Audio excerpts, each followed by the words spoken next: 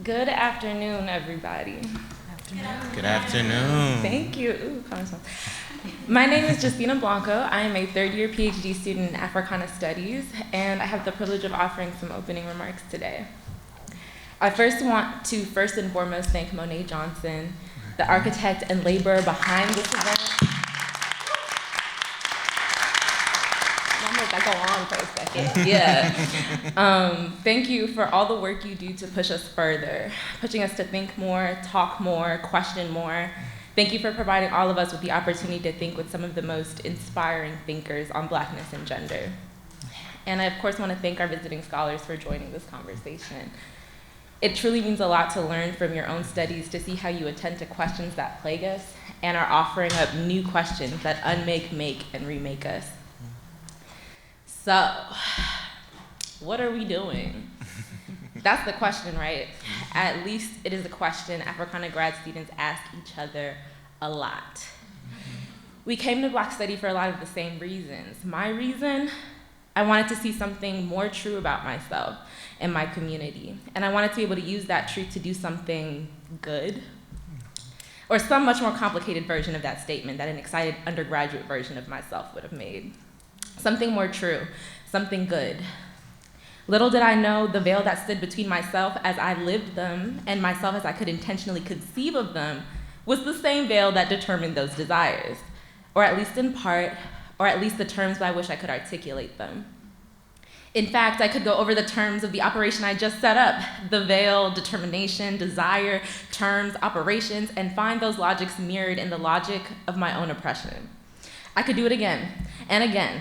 I could spin in place, unfurling and recurling any statement I could bear to construct, and never, ever be done. Yet I couldn't, but I will. But it doesn't work like that. What I mean is that as endless as that process could be, I'll get tired. I'll go to bed. I'll laugh. I'll cry. I'll stop. For a while, I'll feel something else. I also mean that I'll come back and do it again. I mean that whatever I do, it will be something.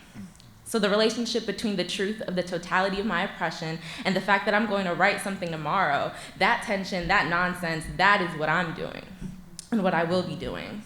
For me, that is Black Study. That brings me to our lovely keynote speaker, Dr. Patrice D. Douglas, and her book, Engendering Blackness, Slavery and the Ontology of Sexual Violence. I swear there was a point to all that, and I'm gonna make it. Or try, or not. Okay. One of the reasons I am most excited to hear from Dr. Douglas today is because her project centers the limitations of our work and considers how attending to those limitations might shape the content of that work. Engendering Blackness considers the issue of Black gender, and within it is a call to reorient Black gendered work around the enslaved rather than figure the enslaved around gender.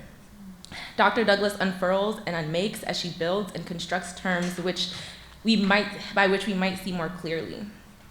Within this book, I see a call to turn our attention to the nature of our own gaze, to the persistent threat and lure of breaking our line of vision to the terrors of the past. A call to turn our attention to our own hand as scholars, our own desire to make sense, to bring into relief that which might exceed our capacity to interpret. What does it look like to create different terms from the ones most accessible to us in our present context within the Western Academy? What does it mean to attempt to attend to the inconceivably violent on terms that belong to that violence? I sit eager as an audience member caught in a loop of looking and looking away, of thinking and sometimes feeling too much, wanting to learn more about how as Black scholars we can learn to return and return again to a truth that is and isn't there, and either way is more violent than we could possibly bear. How do we do this work? The work of the impossible and the necessary. All right, I am now gonna turn this over to Dr. Kim Gallen for some more introductions and thank yous.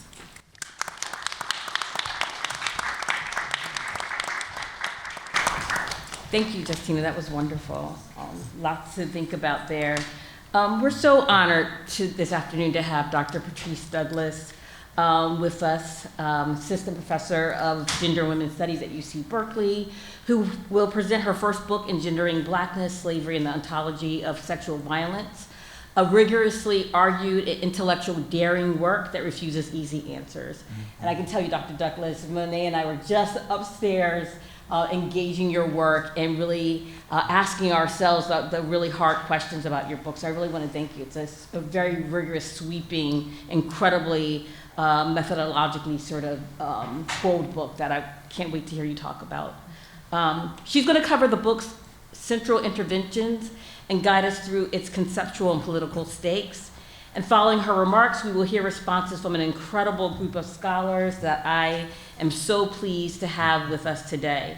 I'll just introduce them briefly and give you their title.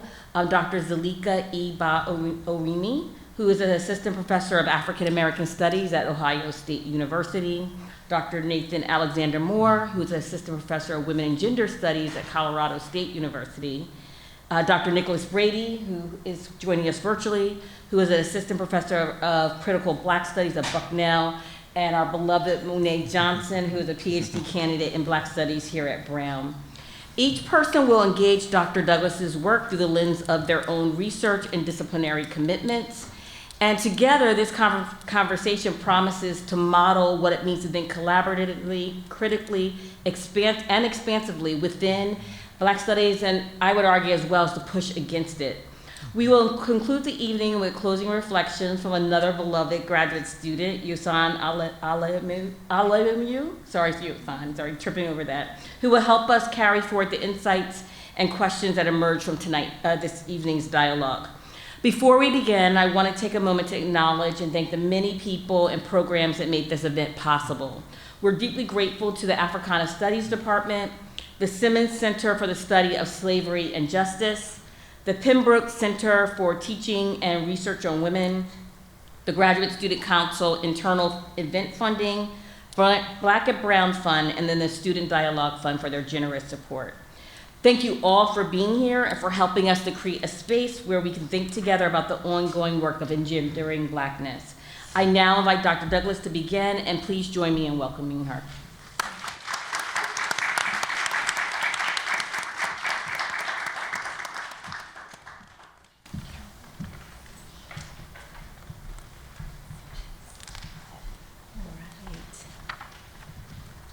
There's always that transitional moment of figuring out the logistics of your space, so bear with me for 1 second. I did want to say thank you to Justina and to Dr. Gallen for your remarks and for your thoughtful engagements with framing how to approach engendering Blackness. It would be impossible to start without saying thank you to Monet for envisioning this event, organizing it, and putting in I don't know how much time into seeing it to life. Also, those who worked behind the scenes, the staff side, Allison LaPlante and also Kathy Moyer for your work in helping to plan the logistics and the arrangements of today. Thank you to the Department of Africana Studies, the Ruth J. Simmons Center for the Study of Slavery and Justice, and also the Brown Pembroke Center for sponsoring today's event.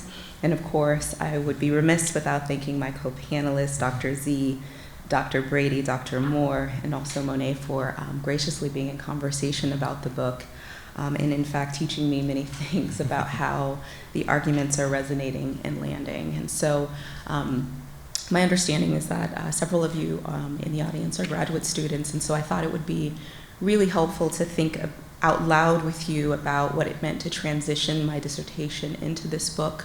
What kinds of questions I asked myself in order to reconceptualize the project into the work that you now all have seen, although I know some of you have read the dissertation, which gives me a bit of a fright, but I'm okay with that. So writing Engendering Blackness, Slavery, and the Ontology of Violence was something like a fever and a fret. In many respects, we all seek to differentiate our first monograph from our dissertation, proving distance from the exercise of graduate study, to step out and cement a distinct voice rooted in a set of critical departures and interventions. However, Engendering Blackness does not simply differ from my dissertation, which is of the same name, but the book for me was catalyzed by a deep dissatisfaction that I felt with what the dissertation had in fact achieved. So as someone who is critical of many things, including healthfully critical of myself, I sat in contention with how my graduate work engaged the mergers of Black gender and sexual violence. I felt by the conclusion of my graduate project and the publications that came out subsequently, such as Black Feminist Theory for the Dead and Dying, that I had not quite arrived with clarity on my central thesis relating gender, sexual violence, and the terror of New World slavery. So it seemed to me that the only way to arrive closer to that thesis was to animate certain terrors of relation that would require me to unpack a series of my own investments in established theoretical strategies that for me had been fruitful, but also left certain contexts of sexual violence and slavery engaged but still obscured. So when approaching the task of writing, I sought to confront three central questions that make up the primary theses of the book. The first, how can one capture the material and psychic dimensions of sexual violence under slavery without subsuming or subtending one form to the other? Second, how does the very language of gender, and specifically biocentrism, mystify rather than clarify the conditions of slave sexual viability? And lastly, how have theoretical tendencies within the fields of Black feminism, feminist philosophy and legal theory, Black studies, and queer theory contributed to obscuring the totality of the slave's sexual obliteration? And so in that respect, I will then move into discussion of the central arguments in Engendering Blackness and what catalyzed the project as it sits, and also what's in the book itself. So Engendering Blackness interrogates sexual violence as the most refracted violence of slavery. It is found historically and presently everywhere, in all things from antebellum employment disputes, the Fugitive Slave Acts, the distinction between federal and state law, in early American political theory, to post-emancipation literature, Hollywood films, and critical theory. As an object of investigation, I employ the archive of U.S. slavery, legal records, newspapers, autobiographies, political communiques, logbooks, and record books as its primary objects. Furthermore, my book places Black feminist theory in conversation and in tension with feminist philosophy, feminist legal theory, queer theory, and political theory to unpack and critique the reoccurring trope of the sexually violated slave across various fields. Engendering Blackness argues that most feminist philosophical and legal theory works lack the conceptual rigor to grapple with the slave as structurally deemed unrapeable and genderless, yet ripe with sex. These genres of thought subsume the racial dynamics of sexual injury into broader theories on how sexual violence, namely rape, impacts a universalized feminine or vulnerable subject. However, Engendering Blackness contends that while sexual violence is a universal experience that traverses all historical epochs, modern racial slavery produces a relational difference in the utility of sexual violence as a forceful measure of scales of humanness and slaveness, which is to say, while anyone can experience sexual violation, the sexualization of the slave through violence was central to the racialization of Blackness as ontologically bound outside of the sexual dynamics of human life. The significance of this intervention is not solely for historiographic purposes, but most importantly, it's to articulate the ways in which the present terrain of gender and Black gender and sexuality is still captive to this relation. Engendering Blackness investigates how present conversations on anti-Blackness, gender, and sexual violence must contend with this history to attend to the gendered and sexualized contours of violence, both sexual and otherwise. So I arrived at this project through immersing myself in deep readings of antebellum case law, slave narratives, and other 19th century archival records. I'll say off of my paper that there's always a point in graduate school where there's a project that you got in with, and then there's the project that emerges.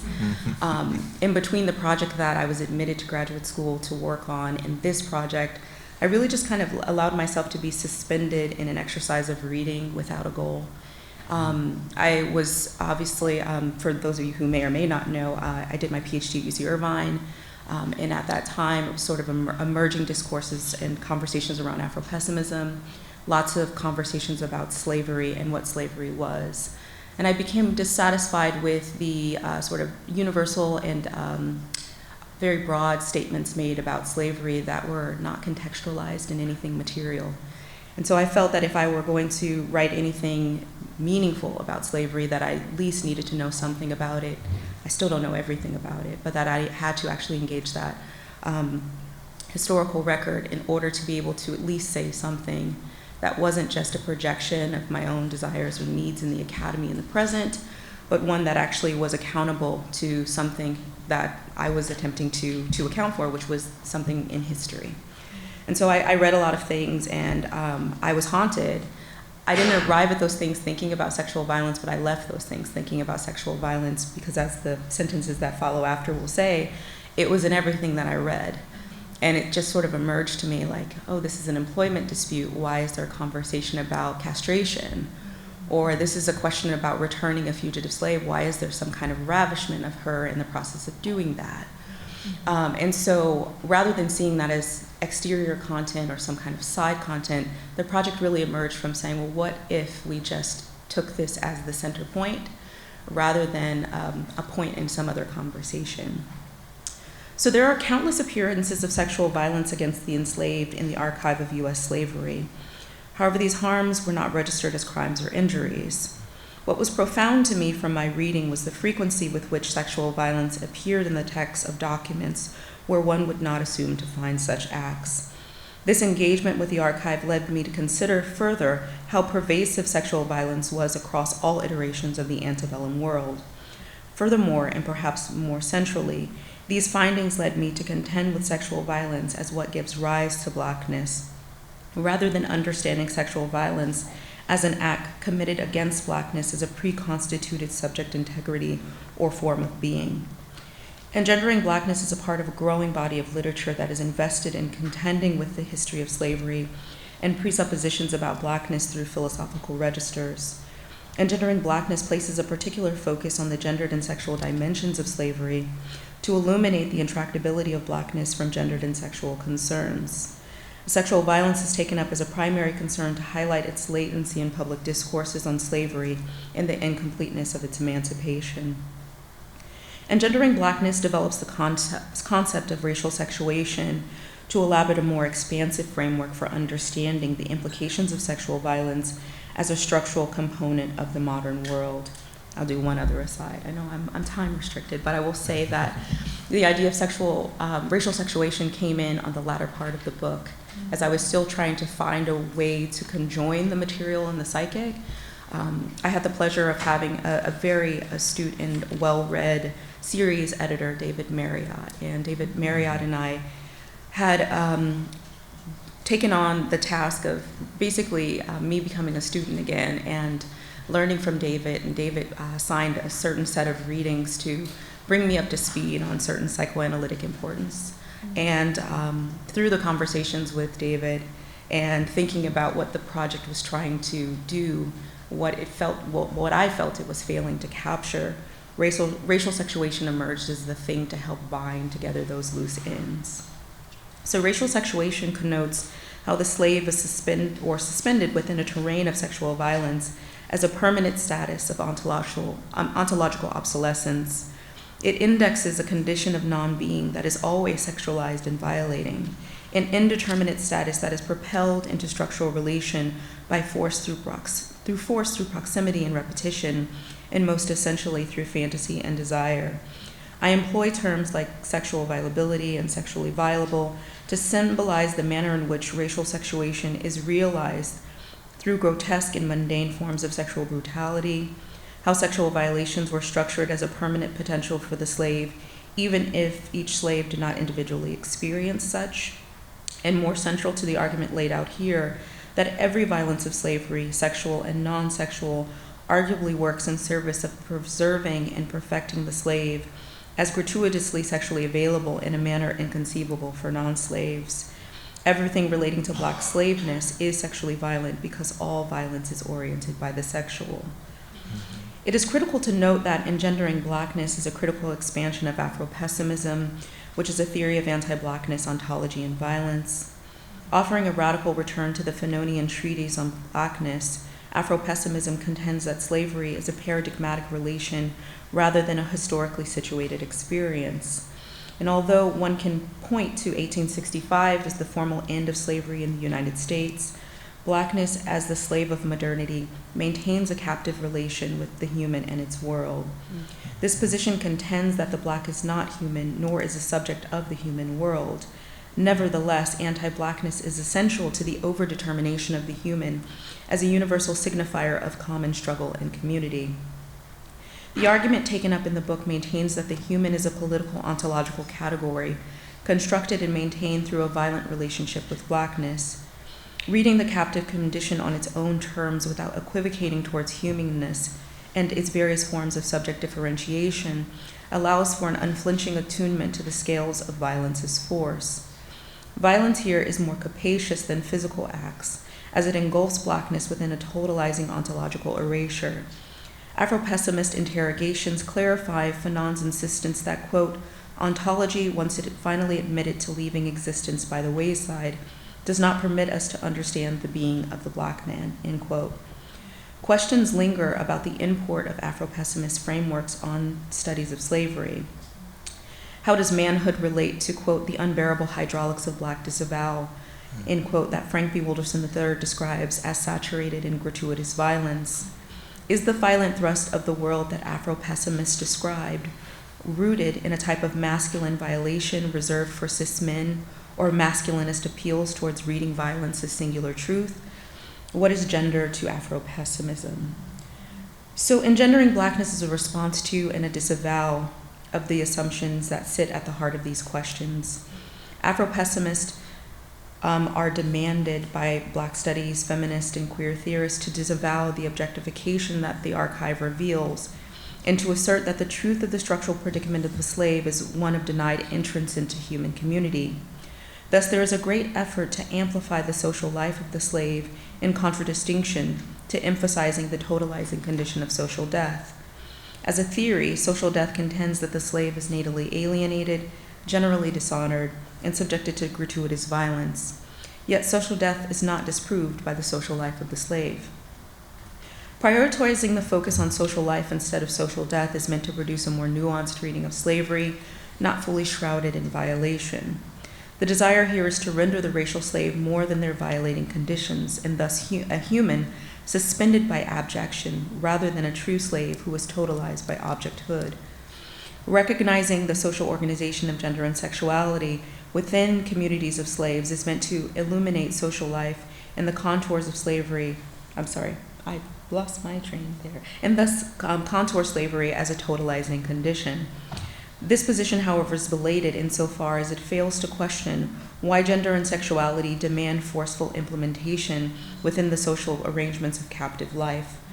Why is the theoretical project of most area studies to forcefully insert the significance of slave gender and sexuality within a history where its subjective qualities are vaguely present, rather than to question the explanatory power of those identificatory terms for the captive condition altogether? Furthermore, I got ahead of myself. My work challenges binary assumptions about what constitutes gender and its relationship to sexual orders of violence. Engendering Blackness thinks Blackness beyond biocentrism, which is the belief that each is innate to the body and/or genitals, and instead interrogates these terms in relationship to sexual violence as what makes and unmakes slaves and Blacks and humans. Lastly, by drawing on history, theory, and philosophy and aesthetics, Engendering Blackness argues that the replication of the sexually vulnerable slave as an allegoric object is not unique to a particular field or mode of thought, but illustrates the capaciousness of the unrelenting hold of slavery on the conceptual frameworks of its afterlife. Thank you.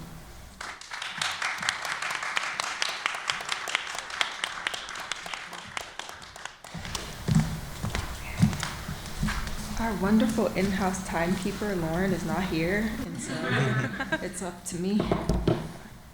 Okay. Hey, y'all.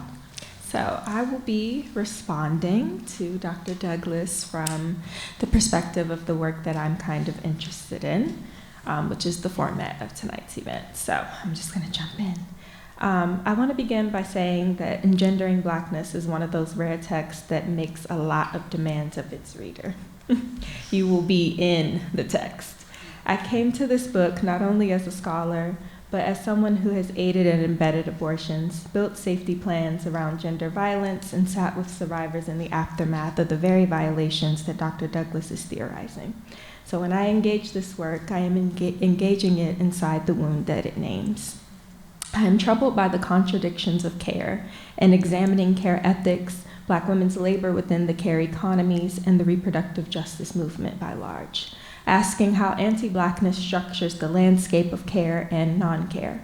Care is a part of a grammar residing in the afterlife of slavery and patriarchy, and Engendering Blackness helps provide the ontological architecture needed to understand why that grammar keeps reproducing itself, even inside our most liberatory spaces.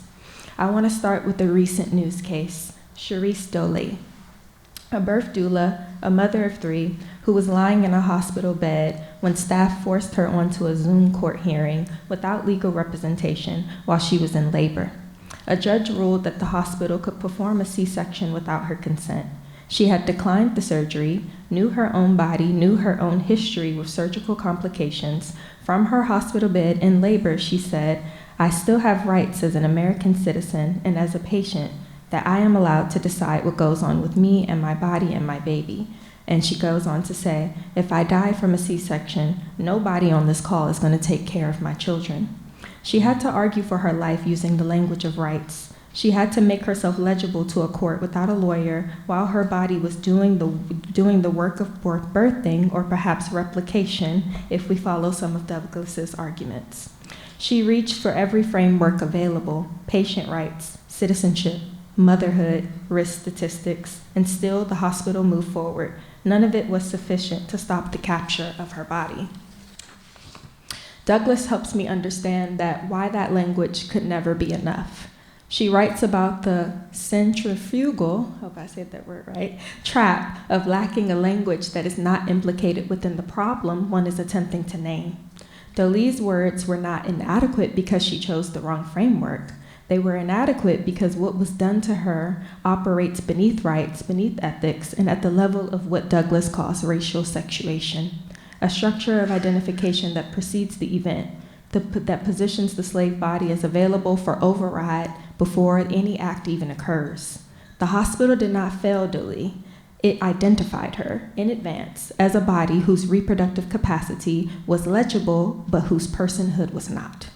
This is what Douglas means when she writes that the marking of the slave as sexually open and viable, the merger of the experiential, structural, and psychic is not disrupted by formal emancipation, but obscured by the assumption of distance.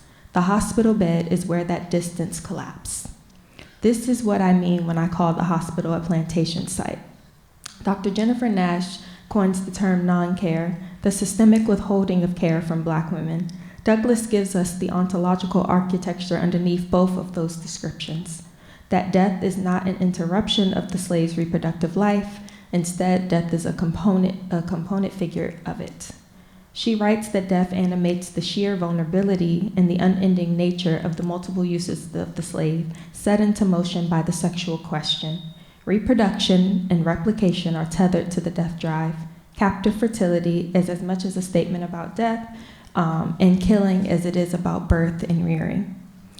In this motherhood chapter, which I think is at the heart of my work from her book, Douglas reads the case of Margaret Garner, who slit the throat of her 2-year-old daughter rather than return her to slavery, not as radical spectacle, not as a breaking point, but as ordinary. As Douglas writes, slavery makes violence by the captor and the slave a routine response. Slavery is violence, and the only response is violence. Gardner is not a martyr. She was a slave mother, which is to say she existed within Douglas calls captive fertility, a condition that forecloses the very category of mother as kinship, as right, as possession. The impossibility of motherhood under slavery is not a tragedy appended to the structure, it is constitutive of it. What strikes me about reading Gardner alongside Dole is this. In both cases, the question the state is actually adjudicating is not the woman's life. It is the deposition of her reproductive capacity, who controls it, who has access to it, what it produces, and for whom. Douglas writes that the paradox of fertility without maternal capacity allows the gravity of Black suffering to enter the realm of meaning, fertility without maternal capacity. That is the condition Dolly was living inside that courtroom. It is the condition that Gardner was living inside. The reproductive capacity is legible, the mother is not. Not even her claim to her existing children was enough. Douglas asks, through her reading of Gwendolyn Brooks, a mother of what? If the form of the mother is assembled through guilt, projection, and untimely nothingness, then what exactly are we fighting for to protect when the reproductive justice movement centers motherhood as its primary organizing figure, without necessarily grappling with the ontological structures that make Black motherhood structurally impossible to protect? What struck me the most about Sharice's words is when she said, if it's between them choosing whether I live or the baby has to live, I did tell them that I want to live. Here I want us to radically contend what it might mean for the RJ movement to escalate on more radical terms, the right to murder, meaning that every time someone calls abortion murder, we say yes, and we refuse to run from the real stakes of what it would take to emancipate reproductive capacity from empire. Reproductive justice is defined as the human right to maintain bodily autonomy, to have children, not have children, and to parent children in safe and sustainable communities. And yet consent was never for the slave. In many ways, reproductive justice is the clearest example of Joy James's captive maternal theory. Our bodies, labor, caretaking are all mobilized to the state, and Black women are positioned as heroes who come in to save other women from crisis, but the conditions for crisis remain. When attention turned to Black maternal and infant mortality, the response was not structural transformation of healthcare systems, which if we follow along with Dr. Douglas, that still might not be efficient enough. The narrative became, get a doula, get a midwife. Black women were celebrated for stepping in to address systemic neglect, even as the systems responsible for that neglect remain intact. Douglas adds another dimension through her critique of care, naming it as always done under the white determining eye, the conditions under which society determines what counts as care for Black people. Even within liberatory movements, care can become a site of management and surveillance, and it is still structured by anti-Blackness. Under these conditions, the terrain of reproductive justice becoming a social justice marketplace organized around reproductive crisis, where themes of love, care, grief, and survival circulate alongside nonprofit infrastructures and state partnerships. And yet, so much of the movement continues to rely on frameworks that assume the state can be persuaded to care. But again, anti-Blackness does not disappear under better healthcare policy or more equitable distribution of resources. Dr. Douglas's work forces us to contend with the simple fact that not even an influx of Black doctors can resolve the problem we are facing in the United States. What is the ontology of this thing we call Black health? And how might Afro-pessimism or negativity help us clarify the stakes? Engendering Blackness does not resolve that tension. It names it more honestly than almost anything I've read in a long time. This is what the text demands we reckon with. Not so that we put down the work, but that so we stop reaching for solutions that only obscure the problem further. I am asking us to stay with the negative. I am grateful for this text, and I want to open the floor to what it demands of us, theoretically, in practice, and in places where those two things refuse to come apart. So when I think about what it means to face the centrifugal trap of lacking a language that is not implicated within the problem one is attempting to name, I think about Hartman's recent assertions that all our terms are contaminated. Douglas is gesturing us away from any sweeping, affirmative, universal positivist notions that feel good and feed a particular type of affective capture. I close with asking our panelists the following questions. How might racial sexuation help us update contemporary understandings of reproductive justice? What do we do with all this desire for gender? And how might we use negativity in AP to continue to think about the intramural as it relates to birthing? Thank you.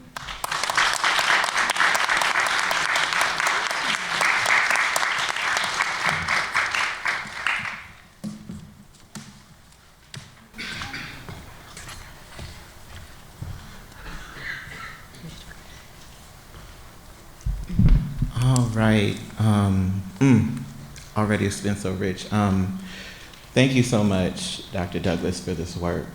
Thank you, Monet, for making this space and curating it so lovely.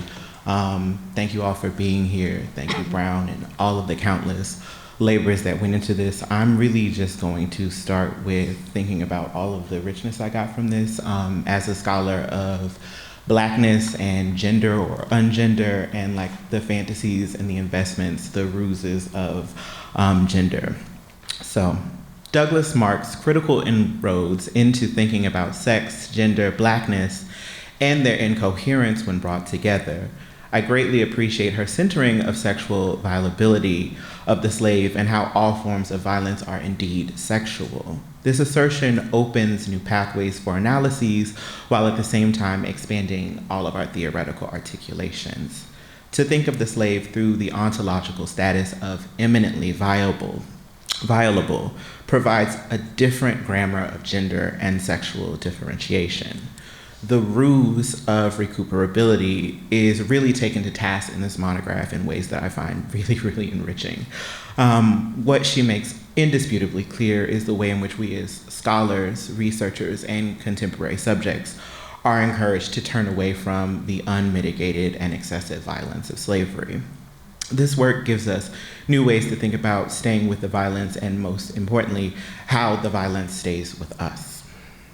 One of the most supposedly redeeming qualities has been gender, its fantasies and its enactment. When we insist on the enslaved man or the enslaved woman rather than male or female slave, how does this rhetorical flourish and gesture of care sidestep the real issue? How harrowing of a task is it to stay with the violence and not try to remake it into a reclaimed figure? Douglas asks us, as eloquently as it is forceful, to think of gender as a part of that violence and not an escape from it, which I think is so, so important. I'm greatly heartened by the way in which you explore biocentrism and the way in which it grounds much of our discussion of Black manhood and Black womanhood in extant scholarship. Her assertion that gender is a violent regime that excludes Blackness from its purview does tremendous work to urge us to think more carefully and intentionally about the mattering or lack thereof that gender holds for Blackened beings. In not turning away from the unmitigated violence of slavery, sex and gender are understood as not self-making, but self-obliterating schemas. This is particularly generative for those of us who think about the serious engagements, disengagements, and derangements of gender that Blackness calls forth. Beginning from the place of this fundamental and necessary failure of gender to mean and matter for Black folks really takes us somewhere else. Somewhere perhaps darker, but also, I would argue, more generative. In staying with the impossibility or perhaps implausibility of Black gendered mattering gives us a way to think through what our investments in gender are really about. If gender has been the primary lens through recuperating the Black slave and their body from obliteration, what are we thinking gender will do? What are we asking gender to do that it simply cannot, or to follow Dr. Douglas's strident provocations, what gender is utterly incapable of doing given its historical construction and its ongoing manifestations in the afterlives of slavery? In my engagement with Douglas's astute offerings, it would seem that moves towards a normative gendering have always been pleased towards a humanism that wants no part of us. And this challenge, this demand that Engendering Blackness provides us should take us into pathways of thinking, engaging, and discussing on gender and Blackness. I'm grateful for the tools that Douglas has provided me as a thinker of Blackness and gender, especially in our current moment of fascist unfolding in which sex and gender designation are primary tools of all of our subjection. Her critique of recuperation and the fantasies are particularly inspiring as I am thinking about the claiming of Black gender within feminist scholarship, Black male studies, and Black sociality writ large. In reframing violability and the incapacity of claiming stable gender as redress, Douglas has posed a central provocation of thinking about gender and sexuality in its forms, labels, permutations, and identificatory terms.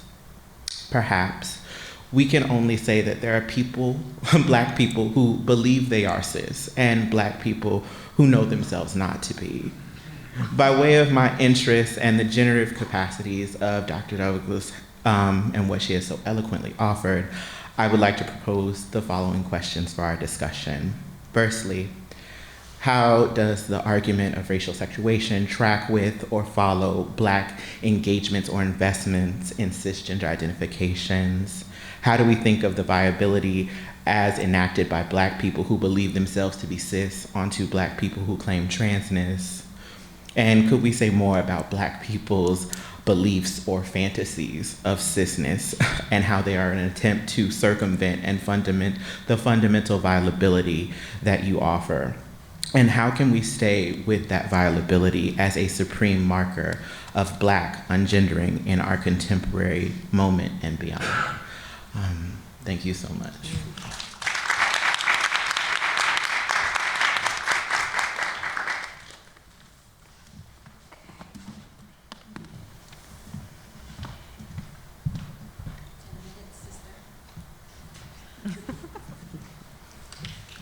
All right, greetings everyone. I'm so happy to be here today. First, I would like to thank a great friend and principal scholar who is responsible for organizing such a much needed event. Monet, thank you so much. I would also like to thank the Department of Africana Studies, Rights and Reason Theater, the Ruth J. Simmons Center for the Study of Slavery and Justice, and the Pembroke Center. I would also like to thank all of you who have labored, seen and unseen during this process. Dr. Douglas, I would especially like to thank you because we are gathered here today by a text that has truly rattled the field of Black studies among others. Thank you for this critical work and thank you for this challenge. So today what I'm going to be doing is essentially using one of Dr. Douglas's chapters, chapter 2 in particular, to think through some concepts in relation to Black porn and sex work studies. Lore is what artist and critic Lorraine O'Grady names as castrata and whore, not Madonna and whore. Edouard Manet's Olympia's maid. Molly is the maid dramatist persona of what actress Gina Rivera names as the internet image of rape in perpetuity, Paul Verhoeven's Nomi's maid. Sarah is what Patrice Douglas names as sex exponentialized, humanism's maid. They are lost in the translation of beauty. So, what does it then mean to be, rather than become, the meaning of unrapeability? The whore of the modern world, even the white whore's whore. Modern art as the aesthetic regime to the periodization of modernity. Unrapeability serves as the racial sexual performatic registry toward the anchoring of the periodization of man. For just a few minutes, I invite you to think with me as I suture Dr. Douglas's chapter, Suspended Absences and Substrates of Naming the Female Slave, to an overly represented catalytic image that erected a newer regime in modern art as the modern subjective image, Edouard Manet's 1863 painting, Olympia. I pair Olympia's image to director Paul Verhoeven's 1995 erotic camp classic, Showgirls. Moreover, I invite us to think about what a pornographized analytic of Black studies can do for studies that emerge in the dark. A way to think of how porn and sex work studies can sublimate itself as an additional grammar for anti-Blackness and what I think through as rape studies. Olympia, as the white whore in this instance, procures character and subjectivity, and this is precisely why there cannot ever be, in the terms of labor or primarily in the terms of the human, any true solidarity between the embodied human white whore and the Black female slave, as a slave aesthetically emerges as the redundancy of whoreness. In technique, Olympia's supposed oppositional gaze ultimately offers camp aestheticized cruelties rendered by anti-Black society. She is a lusty wench. And no, I'm not referring to Olympia as once again the machination of her slave procures character and subjectivity by usurping all dark and volatile potentialities through said Black non-being. When Douglas unsettles the tautological grammar of the lusty and the wench as conjoined terms, I am called to question the anti-Black determination of who is available, as there's no closure to the Black object. Blackness opens, initiates, and inaugurates the libidinal. Instead of focusing on the iconicity of Olympia as a white female figure who transmutes the sexual subjectivity of the dark object made to inhabit personhood and emerges as humanist ornament, I instead argue Olympia as the white female whore who inherits sexual subjectivity through the recognition of human sexual viability by way of the common sense unrapeability of her dark maid. Whether mimicked or delusioned relation, absence and sense absex is a remark on the dissolution of the recuperated narratives supposing the violence enacted against the slave, which in turn authors the meaning-making of the maid, the black whore as unrapeable. However, as subjectivity develops, Olympia, the art object, as a blackening white whore of sorts, is rapeable and agentic, birthing power through sexual viability and victimization as a disgraced human subject. Olympia is made into an articulatable human subject who can be recognized through the human qualities of violent recipients. Mimicry is a sublimated embodiment of gender, which is a voluble performance of gender for Olympia's maid or Olympia's whore, even if practiced within possession, making something else possible for Olympia herself. Olympia has the potential to be made into a real woman, as transmutation into the gender category equivocates to transmutation into the human category. Behold Olympia, who covers her flower, yet whose presence, just as Lorraine O'Grady states, demands the ceaseless opening of her maid's cont. The maid's pink frock covering her dark skin reveals nothing but rather confirms her purpose. It is a purpose that is confirmed by and beyond sexual exponentialized potential, but is confirmed through sexual violence. This is a confirmation that revokes blackness vis-a-vis anti-blackness as sexual spectacularity, but as rather quite ordinary, another walk in the park. Patrice D. Douglas says the female slave is a phantasmagoric figure where her sexual condition, both on the plantation and beyond, serves to buttress fantasies of suffering that bring recognition to the subjects that are called upon in relation to her status. Like Dr. Douglas's brilliant practice, here it would be apropos for art criticism and film criticism to converse. What would Edouard Manet's Olympia have to say to Paul Verhoeven's Showgirls? And how would Showgirls respond? As a Dutch filmmaker, Verhoeven filmically ricochets between the libidinal regimes and demands of the West, or better yet, Western man.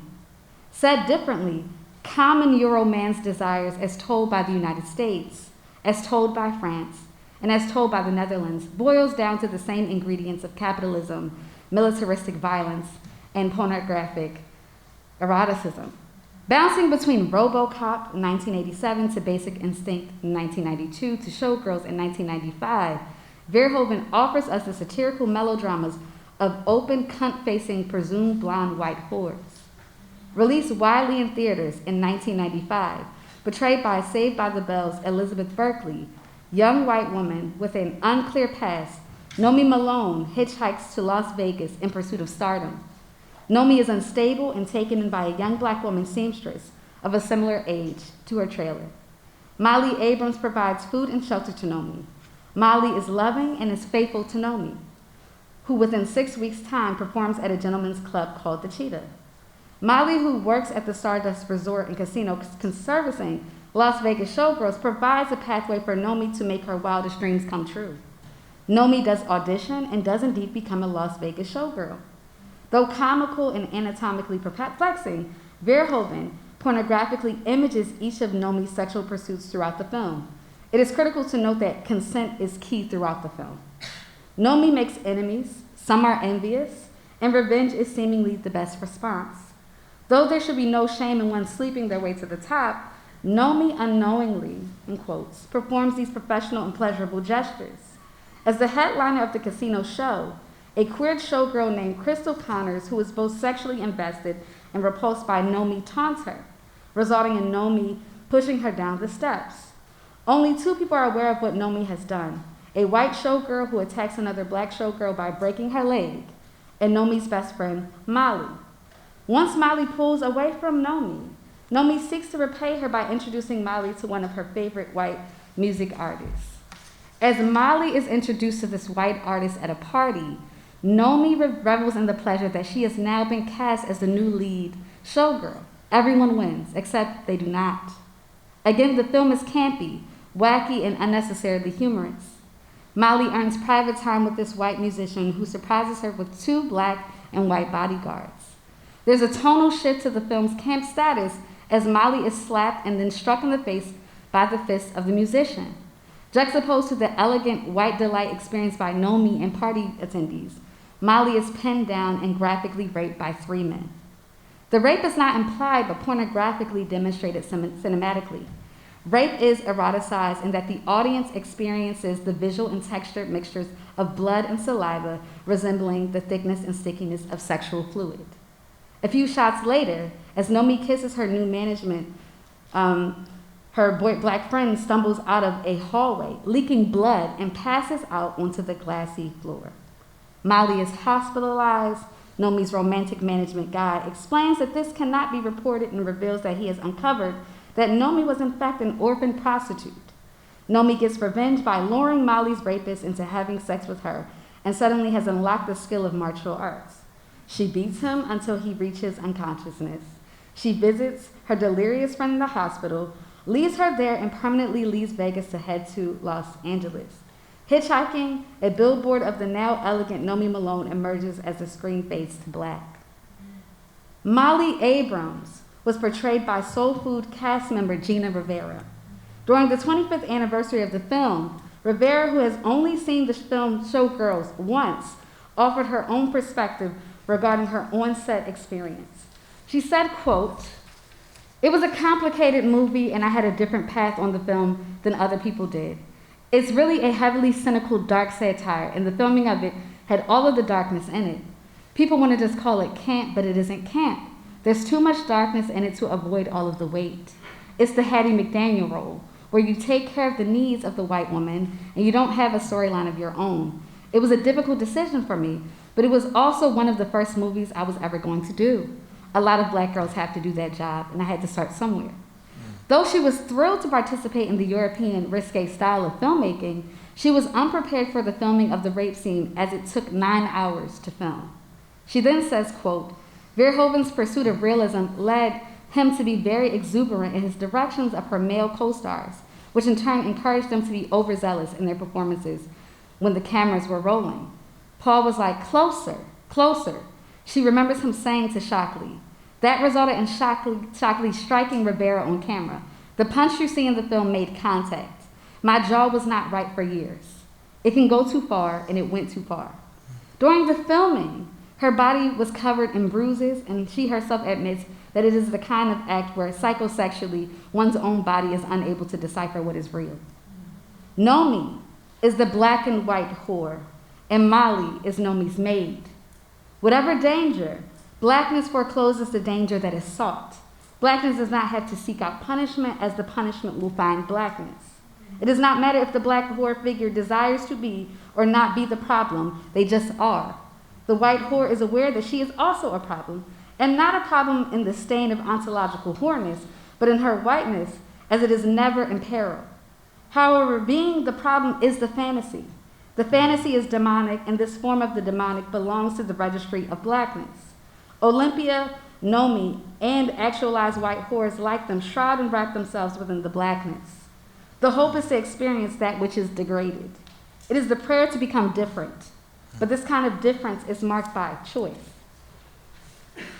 Maybe one day, Olympia and Nomi will be negated enough to feel the comforts of marked flesh. Maybe through social bondage, they will come to know subjection, but to possess a desire to control the levels of subjugation produces them into the masters of the invention of their own violation.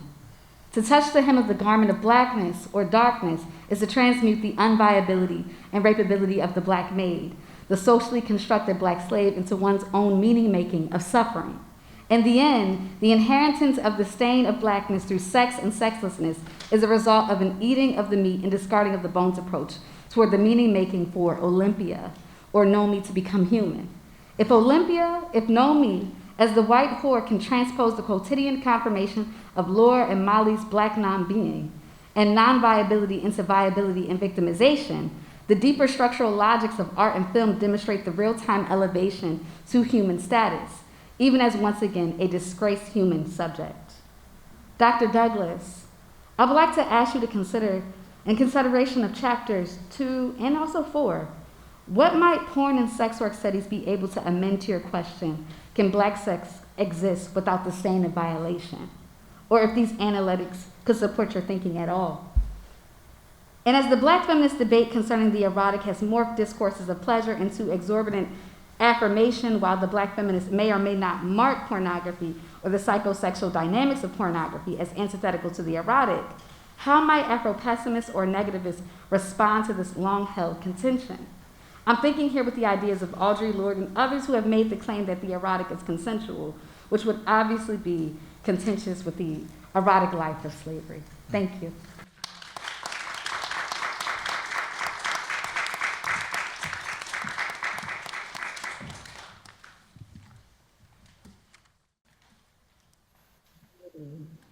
Okay. Is it working? Oh, okay, cool. Hey y'all. Yeah, sorry for being the disembodied head over top of everybody. But I'm glad to at least be able to participate. I got really sick this week, and I'm gonna try my best not to hack or cough through all this. But hopefully we'll get through. Okay. Um, so for one, I'd like to thank um, the Department of Africana Studies and Monet for this wonderful invitation to participate in this conversation around a book that I know many of us have really been waiting to engage and to talk with others about. I'd like to thank obviously my fellow panelists and for all of their wonderful presentations, of which I'm really happy about how we're going to have at least a structured conversation together and then an unstructured conversation. And obviously, I'd like to thank Dr. Douglas. I mean, one, for writing the text, two, being willing to come here and share it with all of us and have the conversation together. But I was thinking as well when Dr. Moore said that the text invites us to both stay with violence and to also think about how violence stays with us. I think there's a degree to which people oftentimes look at Afro-pessimism and dark Black study and these in sort of negative like thinking, and they're like, why are y'all so obsessed with violence? On the other hand, people don't really consider the way that these spaces are also really violent and limiting to those of us that understand that violence stays with us. And so I'm really thankful for this text, because this text demands for us to remain in the unflinching quality of that question of how violence stays with us, and to refuse the Academy's refusal to consider the unrelenting nature of that question. And with that said, I'll try to jump in and hopefully not take too much time. I'm going to begin with a sort of long quotation. I'm not going to read the whole thing. I'm just going to leave it up for those to consider. But like many talks before, including Monet's wonderful beginning comments at the beginning in terms of thinking and responding to the text, I'm also thinking about this relationship that Dr. Douglas's work is considering in terms of bringing reproduction and replication together. And so I began with this text because I also was really interested in the way that this quotation moves from that connection to this idea of a kind of autoerotic movement. And so with this quotation in mind, I want to consider today why slavery produces the fantasy that the Black slave cannot die at the very same time that slavery produces mass death on an unprecedented scale. Each of these propositions are entangled with each other, establishing mutual conditions of possibility. Mass indifferentiated death produces a continuous death that does not die for Black captives. At the same time, the fantasy that the Black slave cannot die is the very reason why this mass death of Black captives is so yawn-worthy to the emerging world system built on the circulation of Black death, and remains in terms of structured by radical indifference to Black suffering. Dr. Patrice Douglas's Engendering Blackness gives us a very different language for thinking about, we're good? Okay. To thinking about this conjoined issue of death, reproduction, and fantasy. In the quote we begin this talk, Douglas disturbs the analytical integrity of the term reproduction by directly relating it with replication. The analytical category of reproduction emphasized the labor of producing new slaves, a labor hegemonically borne by the black female slave through the legal category of partus sequitur ventrum and the eventual production of the slave breeding industry, though as well Douglas's text also complicates even the centrality of partus. Replication, on the other hand, does not necessarily emphasize labor of any kind at all, instead emphasizing the multiplication and the simple availability of fungible items. A printer replicates pages, for instance. Replication marks that the mass availability of blackness does not need to be tied to either a biological nor even social legal function. This does not marginalize reproduction, but links it with a category that keys us into a fantasy that precedes legal marking. The replication of blackness relies on a fantasy of infinite availability of black captive flesh. From the vantage point of the emerging anti-black world system, blackness does not die, it merely multiplies. Thinking with Douglas's conceptualization of availability, and as well, which was mentioned in Dr. Z's talk before mine, and replication, I want to think about where the fantasy of infinite availability comes from, or at least maybe where it might emerge from. The thesis of my short paper is that Douglas's work helps us to see the autoerotic force of the slave trade as the source of this fantasy, and to think about the libidinal economy of the trade when oftentimes the slave trade gets reduced down to its kind of political economy and a kind of emphasis on trade. The speculative purchase of this thesis is that we can understand the production of blackness as preceding the social construction of racial blackness in the law. The global violent system of circulation produces a real abstraction of black availability. This abstraction of black availability is then the foundation on which the violability and indifference to black suffering and death is born. Black availability, as Dr. Douglas puts it, also becomes then a source for anti-black pleasure. Preceding the establishment of Great Britain's North American colonies, the major sugar plantation colonies of Brazil, Haiti, Barbados, amongst others, followed a simpler model of slave reproduction. Work the slave to death over a short period of time and simply buy more captives from the slave traders journeying from the continent of Africa. Once the cost of slaves decreased and the lives of captives met a certain threshold of survival, and this is kind of an important part, right? The market was seen as a reliable mode of slave replication.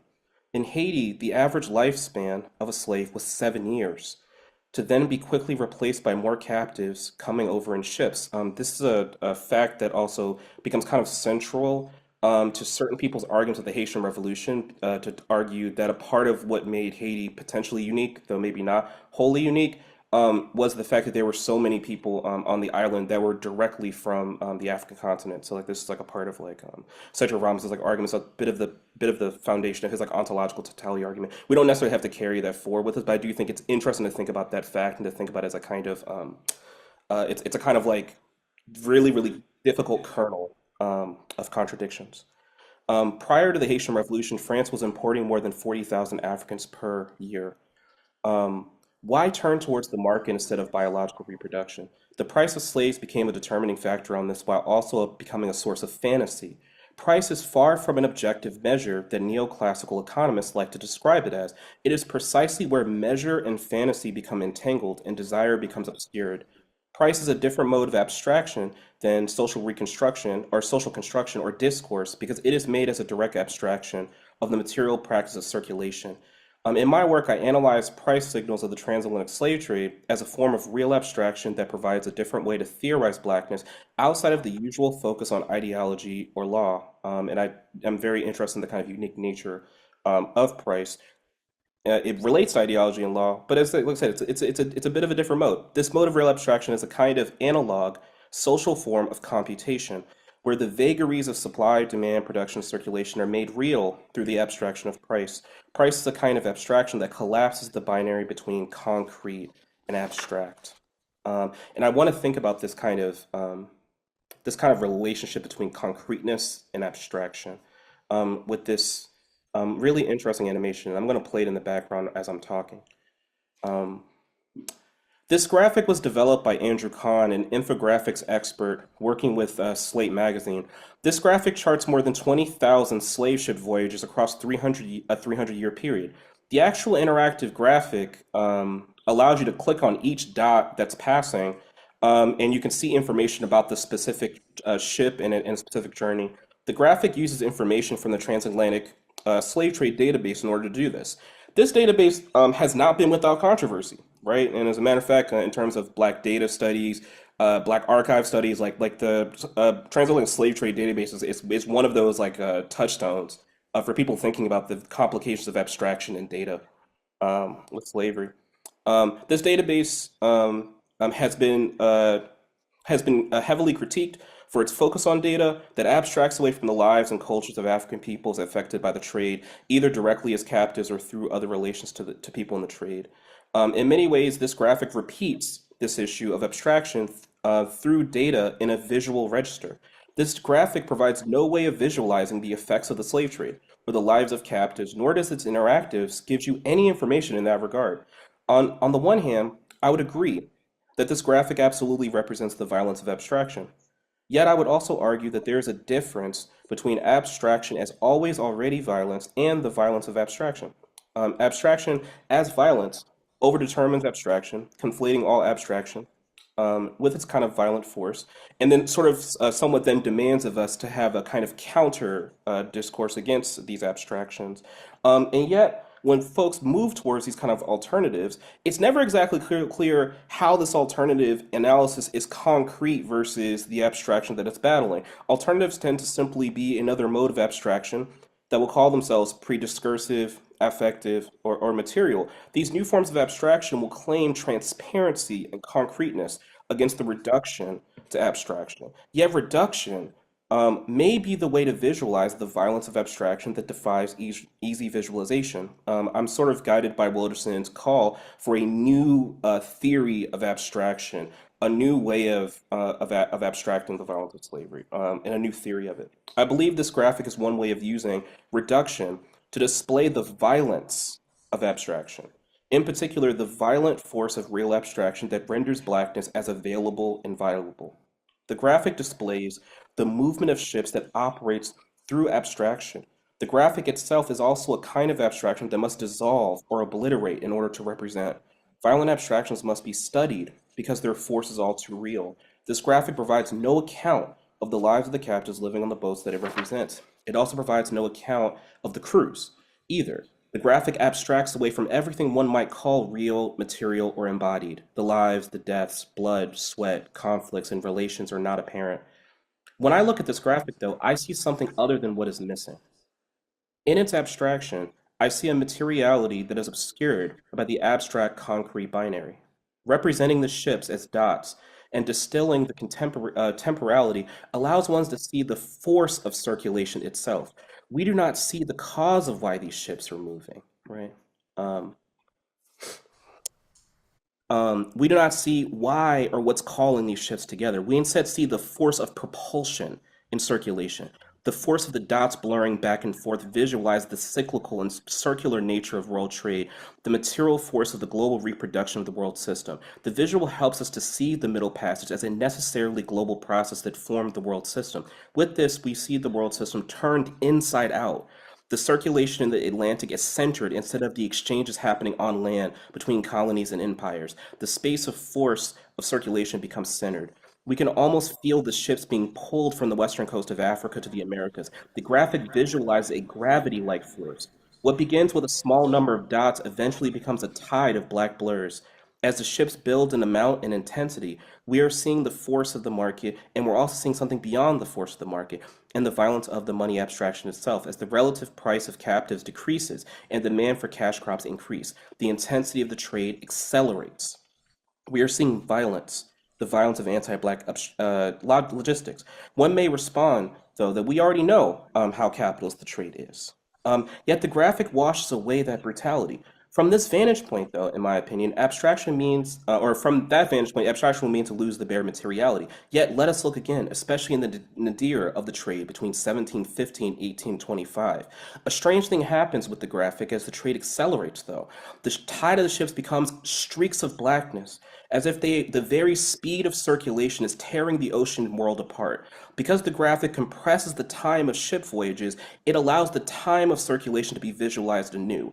The scale of what is called concrete or material tends to be the time of life, days, weeks, months, or even years. This graphic abstracts time to the scale of capital, which is to say the scale of circulation. The scale is not measured in human time, but in the turnover of reproducing and accumulating capital. The scale of value is by definition not material. None of us have ever seen value, even though we talk all the time about it. Value does not exist in the scale of a lifetime, even though it crushes bones and breaks bodies. The forces of circulation is felt when we get up in the morning and force ourselves to go to work, when we stress over bills or feel the crushing weight of poverty and expense. The force is material, yet it does not exist materially. The force of circulation is the violence of abstraction. The graphic does not abstract away from materiality, it reveals the materiality of this violence of abstraction. This materiality of abstraction requires different practices of reading, right? This time of Brady, circulation. can you hear me?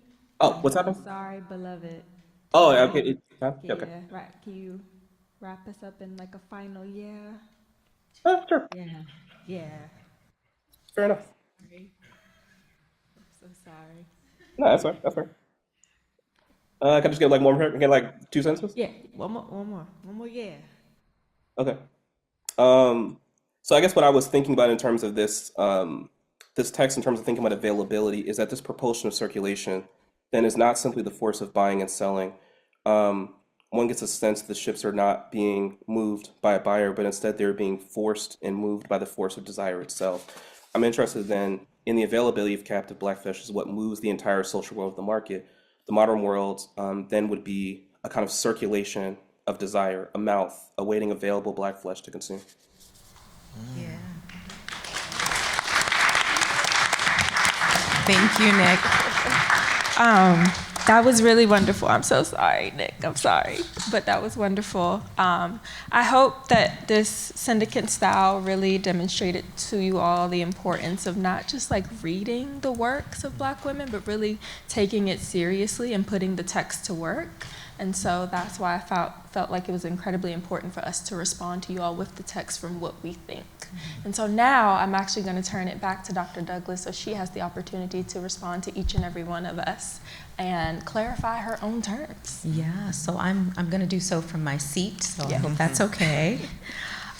So thank you, first of all, to all of you for the labor and the work that you've put into engaging the book, bringing the book in conversation with your own work, and then helping to illuminate a range of new ways to think about the interventions and new ways to see. So I deeply appreciate that, and I know it's certainly time-consuming to engage that way. So I'll start by saying that I always fail to answer questions directly, and so I'm going to announce that there's a failure at play in my response where I don't actually get to the center of every question that you've put before me, but hopefully in trying to think with you and then posing some of my own questions back, that might be the content for the beginning of the discussion. So I would like to scaffold my remarks on these rigorously argued papers by beginning with the curious status of the Black whore, moving into thinking about the concept of abstraction and the what can not be said or is not said about slavery, addressing the reproductive and the crisis of the Black mother, and concluding with the urgent conversation around Black ciscentrism and transphobia. So Dr. Z, thank you for bringing your theorizations on the figure of the whore into conversation with the second chapter of Engendering Blackness. Your readings of the anti-Black differentiations of the whore as a representational figure are instructive. Listening to your remarks, I felt compelled to think about the naming of the Black whore, referencing the runaway slave ad that situates the beginning of the second chapter, where the escaped female slave in question, Sarah, is defined as a lusty wench. You remark on my conjoining of these terms as marking a particular kind of sexual personification and also obsolescence. So in this respect, I wonder how the term Black whore may in fact also be an elision and exposure. Specifically, I'm considering how the sexualization of Blackness always already assumes it as the quintessential whore, while at the same time, there is this assumption of the violating quality of the conditions of Blackness's sexual availability, such that the naming of the Black whore becomes a necessity to unearth that various assumption. So to say this otherwise, does the term itself orient an essential exposure that brings critical attention to what already appears but is rarely approached as a critical departure for thinking the taunt and haunt of Blackness? So your reading of Showgirls illumines this point by focusing in on the sexual predicament of Molly, listening to the harrowing and terrifying aestheticization of Molly's rape, where the fantasy of the character violently intrudes in on the actress Gina Rivera, who is physically assaulted to make the scene appear more realistic. This leads me to wonder, is Molly Nomi's slave, or is Nomi Molly's mistress? Molly's rape serves as the content upon which Nomi comes to embody her own awakening and liberation from whore desire. At the same time, given the film's anti-Black bleeding of Rivera into Molly and Molly into Rivera, what liberation may mean for the character qua actress is blurred. Your reading of Showgirls inspires me to return to the final chapter of Engendering Blackness, where I read the sexual predicament of Patsy, played by Lupita Nyong'o in 12 Years a Slave, directed by Steve McQueen. And Patsy is violently brutalized, and the narrative thrust that justifies her violent predicament is one of whorephobia, where the plantation mistress understands Patsy as a sexual subject rather than seeing her as a slave. So like the bleeding of the actress and character in Showgirls, 12 Years a Slave operates on a similar structural blurring of Lupita Nyong'o and the physical brutalization of Nyong'o, which I always like to say that Patsy's dramatization, 12 Years a Slave, is not represented to the full extent in the actual autobiography, but it is a dramatization and an aestheticization of that kind of brutalization for the film's sake. So while Nomi in Showgirls is not the brutal mistress Epps, I draw this comparison to consider how Black women's sexual deracination and availability operates as a critical point of departure, many of these points you've argued, for the announcement of white women's sexual freedom from the permanence of whoreness that is clarified in dramatizations of what distinguishes them from the female slave Black woman as a stark form of sexual juxtaposition. And so I'm gonna jump through in the direction of how I was thinking of responding rather than how everyone's presented. So I'm gonna move towards Dr. Brady's comments, thinking specifically about your distinction between price and abstraction, which I think is deeply instructive. As you state, and I'm quoting you here, that price is far from an objective measure. It is precisely where measure and fantasy become entangled and desire becomes obscured, end quote. It is very keen that you place your theories of price and abstraction in conversation with the first chapter of Engendering Blackness, Slavery, Racial Sexuation, and the Death Drive, because much of this chapter orbits around trying to escape thinking capitalism as the primary logic to explain reproduction and replication, or the reproduction and replication of the slave. For me, I thought that those focuses, in turn, we allow us to get too far away from the fantasy that makes the logic of capital appear real. So as you state, price is far from an objective measure. So in this chapter, I was curious about how to explore the rampant murder of slaves by sexualized means that betrays the logic of profitability and also betrays the logic that the plantation was always trying to preserve itself, which is to say, I was most interested in, is there a way to think about sexual violence outside of the reproductive theses of breeding and reproducing a labor force? So to use your language again, this computational system merged the unbound nature of slave availability with modalities of pleasure, which we can think of as an autoerotic relation of psychic contours. So the animation that you showed of entitled All Slave Voyages brings me to think about two things. First, it harkens back to an early Afro-pessimist insistence on staying in the hold of the ship. This call, articulated by Frank B. Wilderson III, was predicated upon something that arose for him in conversation with Saidiya Hartman around the hold constituting the position of the unthought. So Wilderson's contention was that it takes a tremendous amount of ethical intent and focus to stay in the hold because the entire world's semantic and psychic fields were structured upon animating a desire to flee. This desire for flight is reproduced and replicated because of the sheer level of unthinkable violence that one would have to endure to stay chained within the hold. So in thinking about Andrew Kahn's infographic, specifically the dots, where you can click on the ship for more information, I wonder what such an exercise would be like or look like if the dots engaged a form of what Saidiya Hartman has termed critical fabulation to only consider the predicament of the captive. To your very point, the vantage point of the world of the world of masters drives a discontenting response to the notion that slavery could be understood solely as its incalculable and insurmountable relations of violent anti-Blackness.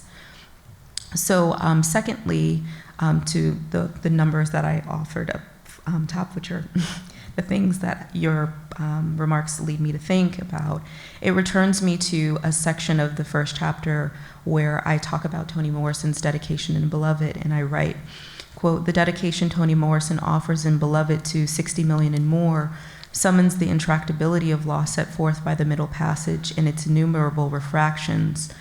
Holding the magnitude of this reorganization of worlds must stay present in memory and in imagination, and serve as a starting point to contest conjectures that imply that any aspects of slavery and its afterlives is banal.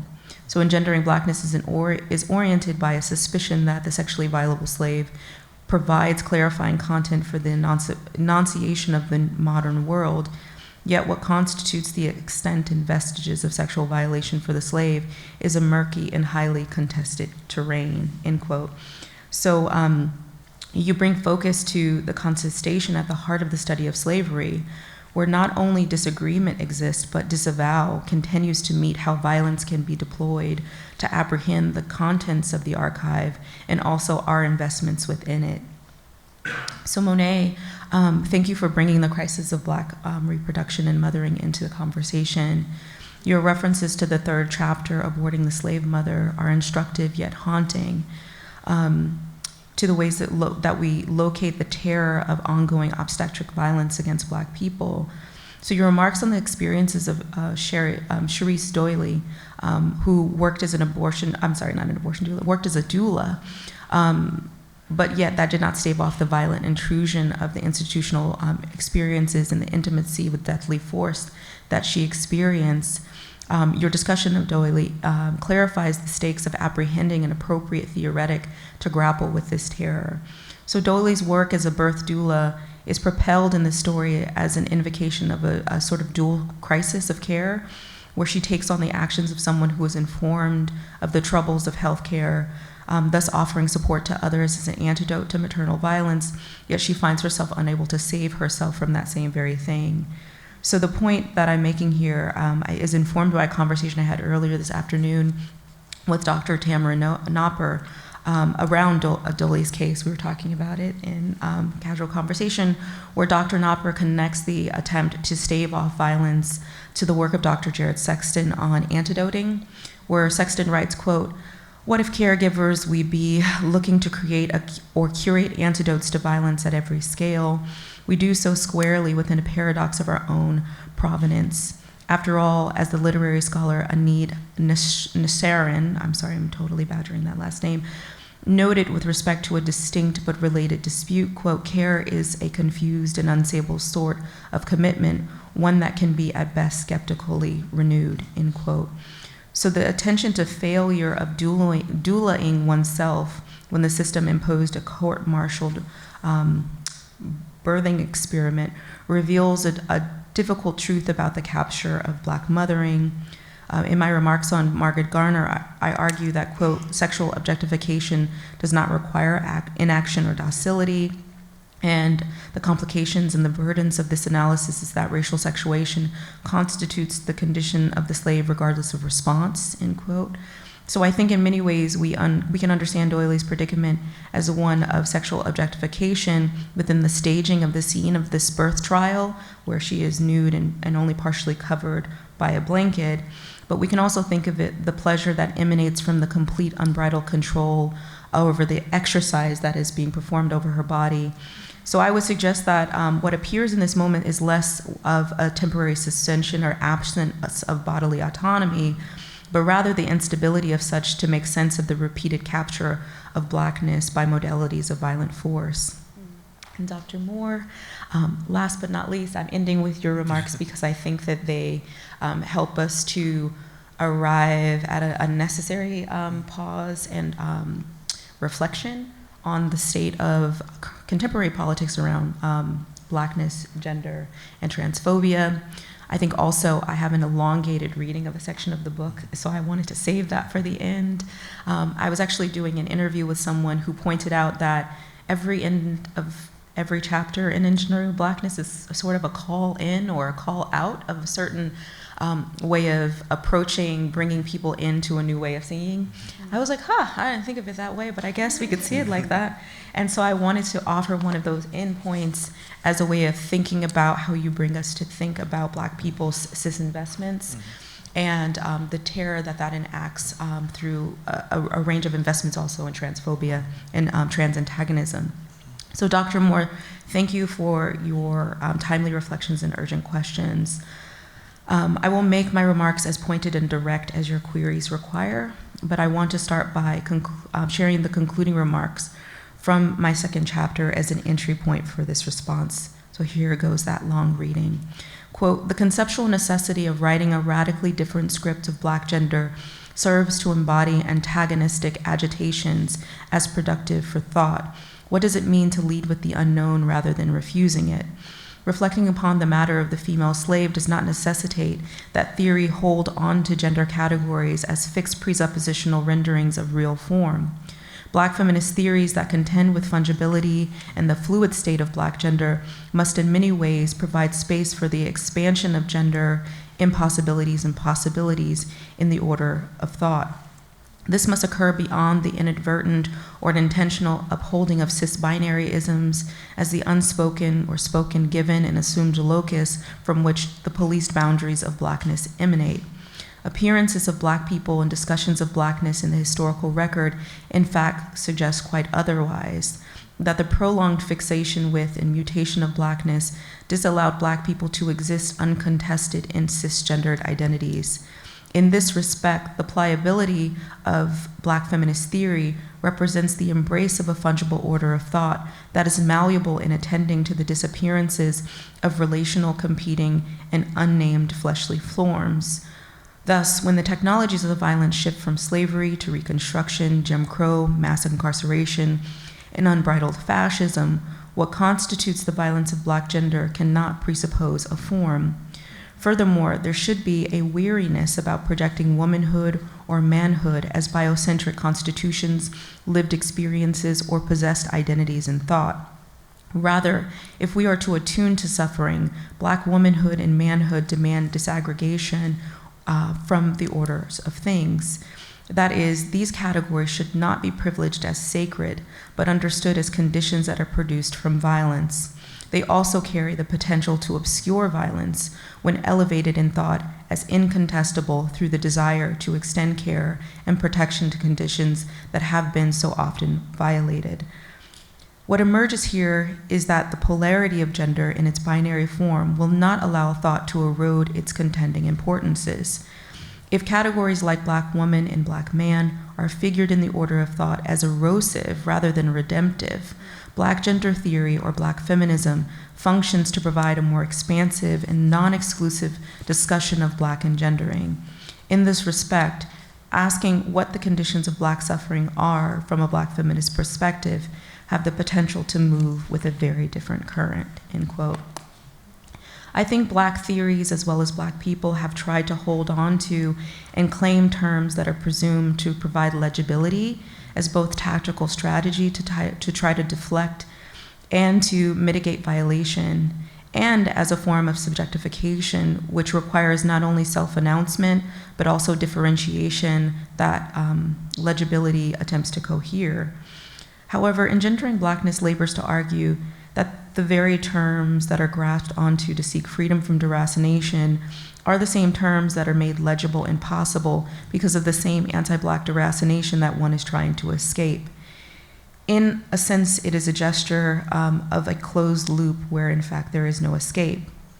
What does emerge is what I think is at the heart of your questions, which is that cisness becomes and has been for quite some time a Black possessive investment, which is not to say that this exists writ large for every Black person, but it is massively proliferated.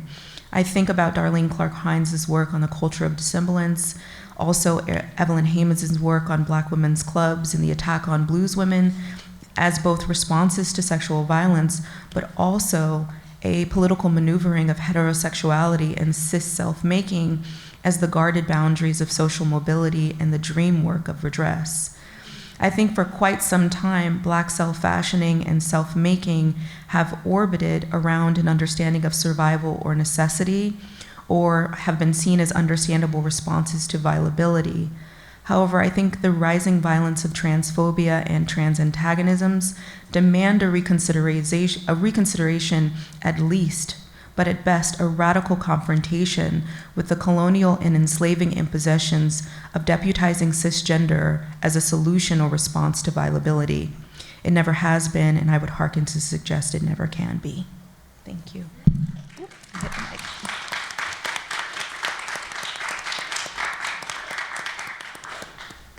Oh, okay. We're doing great on time, actually. We have about 12 minutes for a discussion. Did you say we were doing great on time? So I invite you, Dr. Douglas, to actually open up the discussion in whichever way you feel. Yeah, I mean, I think I will open up the discussion by, obviously I've remarked on you, and so if there are any things that you'd like to say back to me, expand upon, ask me further questions, I think this would be a great space to do that. But you also don't have to if you don't feel compelled. Yes? Okay, so I was able, can you all hear me? Yes. Okay, I was able to talk to a couple of graduate students after class, and we were thinking with your text and through your text and trying to understand it. And I think one question that was on the table is your use of spillers. Mm-hmm. And so I think I would love to know, where are you aligned with spillers and where do you diverge in order to go where you go? Because I think that's like really critical. Yeah, I mean, I think a lot of the work in the book is trying to engage Black feminism as critical theory rather than as celebration and empty praise, which is something that I think has really engulfed the academy, which disallows Black women to be taken serious as thinkers, but produces them as celebratory figures that are kind of lauded in this empty lauding. And so, yes, there's a lot that I take from spillers. There are some departures that I think you and your peers are aware of, where I think that spillers' attention to gender as a propulsion of a certain new world making, and that as an exclusionary structure is really important to the book.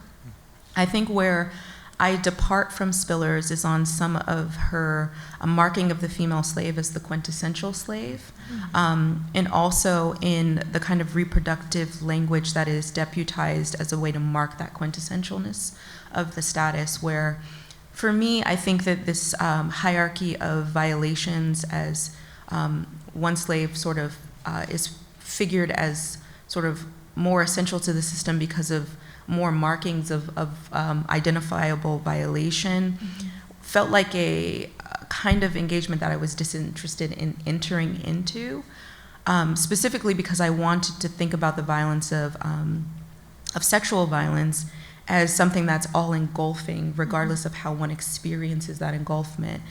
So it became hard for me to mark pregnancies, despite the fact that they were rampant and quite frequent, as sort of on a superpositional status in relationship to something like castration. So rather than providing a hierarchy of slave experience as proof to the argument, I wanted to just deal with the material experience of the violence in the various ways that it emerged itself without feeling like I should hold on to one particularity as the clarifying point for the entire argument. So that is where the departure exists. However, I don't think that a book like Engendering Blackness could be written without A Mama's Baby, Papa's Maybe, or without the psychoanalytic work that Spillers has done, or without the broad range of ways in which Spillers has written, which I think also lends itself to the production and the writing of Scenes of Subjection. The third chapter of Scenes of Subjection was the critical departure point where I abandoned my first graduate school project and moved more towards what to me felt like a riddle of an inability to try to capture an injury that is also structurally constituted as non-injurious, and like how do you even begin to think that? I was haunted by that chapter, excited by that chapter, and still haunted and excited by it, and I think that that's where it opened up from. I also understand that that work also comes out of Mama's Baby, Papa's Maybe, so there's various ways in which certain Black feminist works have made it possible for me to do what I do, for others to do what they do. But I think in keeping with the true spirit of critical inquiry, well, I think it's very clear to name what we are appending ourselves to and what we are departing from. And that's one thing I do with my students, is to make it very clear what are the stakes of the work and how do you understand what you're doing as indebted and also distinct. It's not an easy task, but I think it's an important clarity that we all should have, because sometimes there can be a way that people assume they're doing the same thing as someone else, and they're really not. Okay. Anything from our panelists?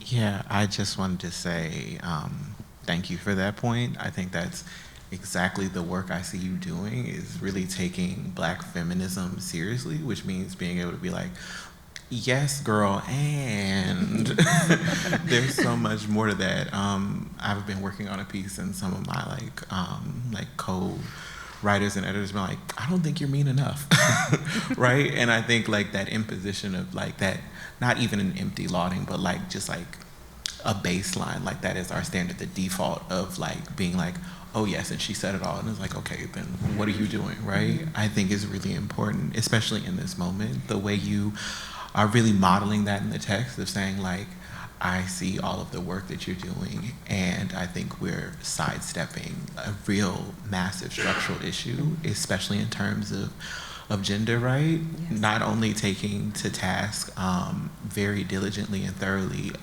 traditional Black feminist thought, but also Black male studies, right? To say like, y'all are in some ways the same problem turned inside out, right? And not really thinking about the centrality of gender as not really anything for us but another form of violation, right? Another form of exclusion. I think it's really critical to think about historically in scholarship and in the world we are also living in, right? I think there was a way in which in this book I saw you moving through not only the structural, the metaphysical, the ontological, but like also getting us to think about the ways in which our scholarship is doing some real relational work that we're like disavowing, right, in very important ways. So I think it just gives me the courage to think about the ways in which I want to talk about those departures in real ways, and I just really appreciate that. Well, thank you. I appreciate that as well. Salika? Sure.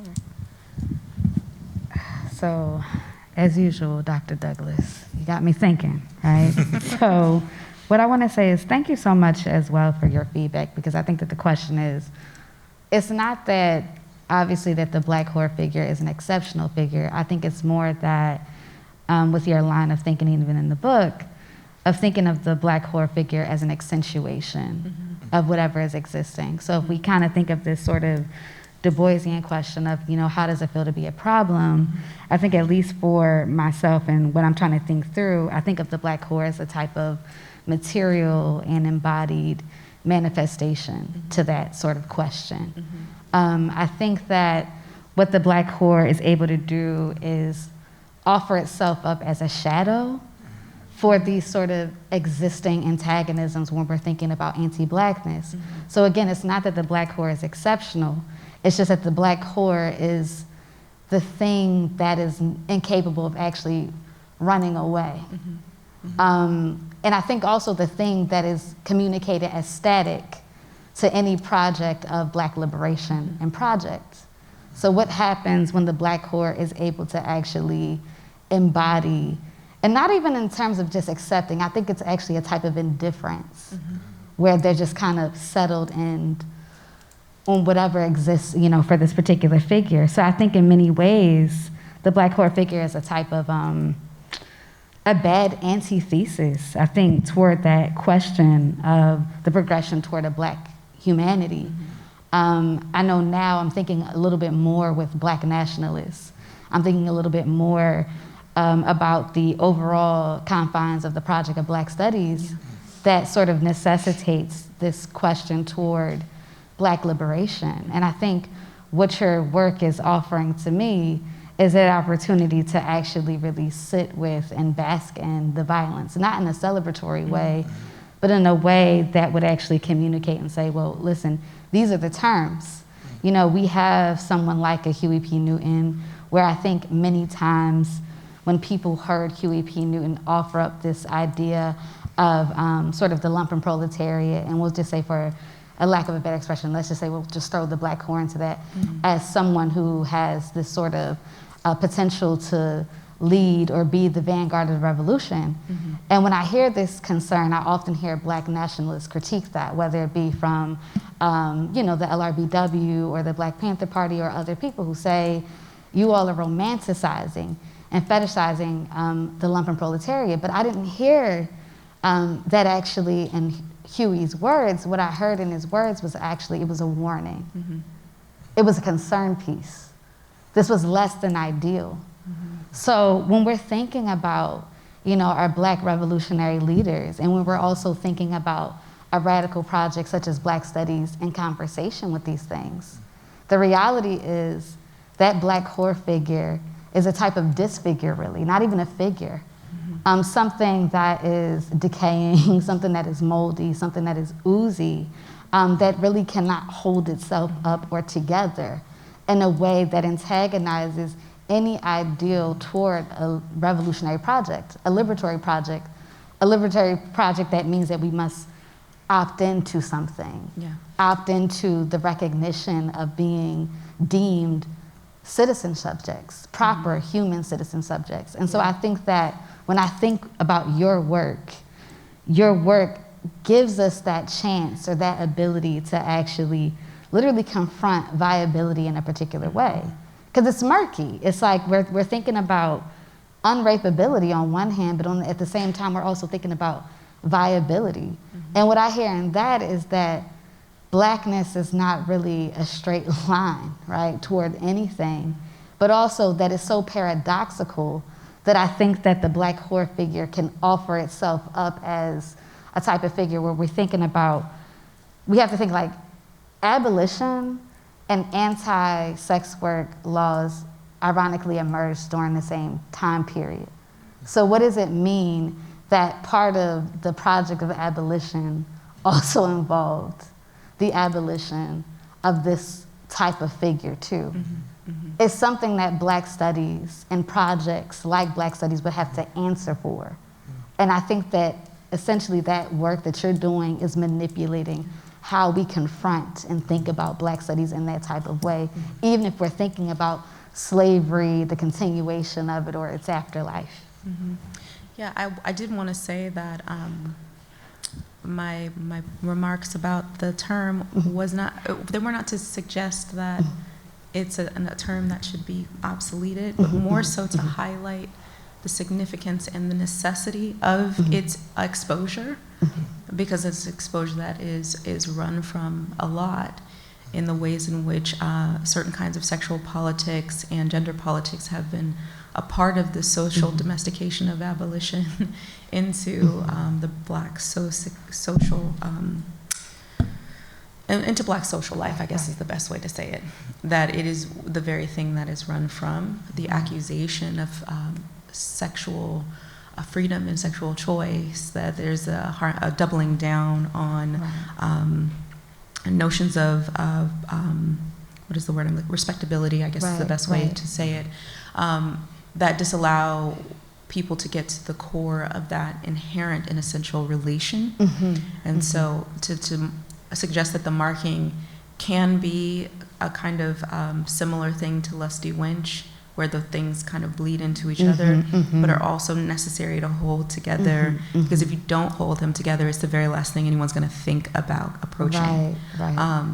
Because it's always trying to save Black people from the accusation of whoreness, which is also the accusation that is then used as a redouble to justify the violence, which is, you know, as Hartman talks about, the question of lasciviousness and Right. the discourses of seduction that are used as a justification for sexual violation, that a lot of times in thought we provide a knee-jerk kind of response to disavow the thing, Right. rather than to walking into what would it mean to actually own that thing and also say, you don't have the right to violate me Right. still. Right. And so I think that there's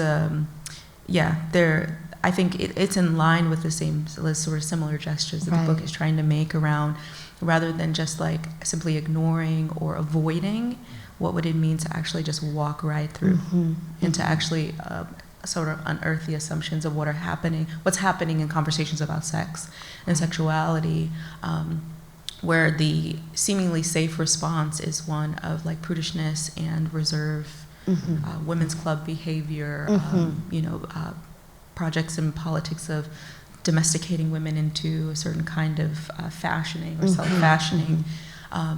What would it mean to just embody that sensibility?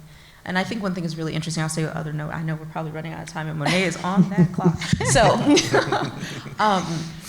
I love teaching old grainy blues records to my students and classes on Black feminism, because the particular kind of sexual embodiment that blues singers are engaging is always assumed to be of a space in now, never to be assumed of a kind of embodied sexual practice of a past. So my students are scandalized. They're like, she said what? What is she saying? Wait, am I hearing her properly? And it's like, no, like that kind of sexual liberatedness of maneuvering one's sex to various means and ends is not, it's not new. But I think it's assumed as only a present tense kind of possibility that like sort of thinks about this progression or some kind of teleology towards something more positivist, rather than thinking about it as an always entanglement of Blackness that we can't escape, and that people have and do maneuver in various ways. And I'm just getting besides myself, but I just wanted to say it was to be in alignment with understanding. Thank you for that. I wish I could just talk to you about Spillers all night. I have so many questions, but we have 2 minutes for questions, so you better put the baddest question on the floor. The baddest one, 2 minutes, and that's it. So, who had a question? Your son. Oh, okay. No questions. Jordan. Oh, wait, I'm the mic worker. Hold on. I'll give you mine. It's okay.